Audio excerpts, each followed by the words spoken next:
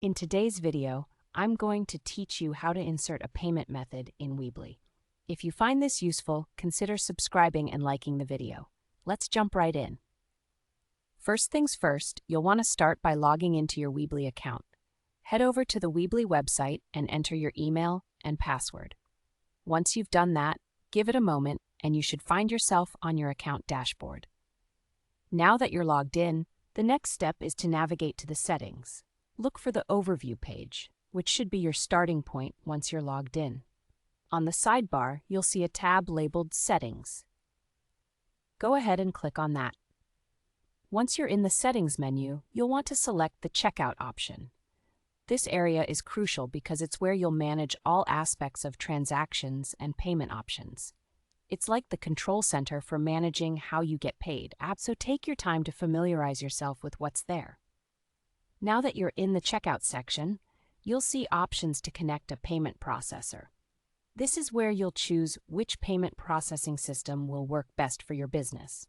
For example, if you decide to go with Stripe, and it's quite a popular option, look for the button that says Connect and click on that. After you click Connect, you will be taken to a sign-in process for Stripe. You'll have two choices here.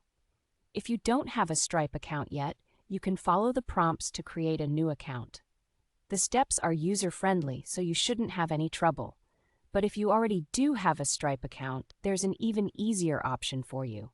Just select I already have a Stripe account, and it will guide you to instantly link your existing account.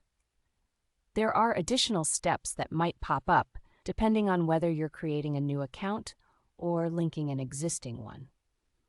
If you're creating a new account, you'll need to fill in some necessary information about your business. Make sure to double-check everything for accuracy. If you're linking an account, you might need to enter your password to authenticate that you truly have access to that account.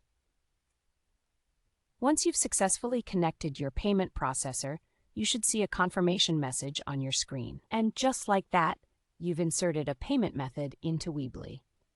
Now you're all set up to start accepting payments for your products or services. Remember that it's essential to test this process once you've set everything up. You can do this by placing a test order to ensure everything is functioning as expected.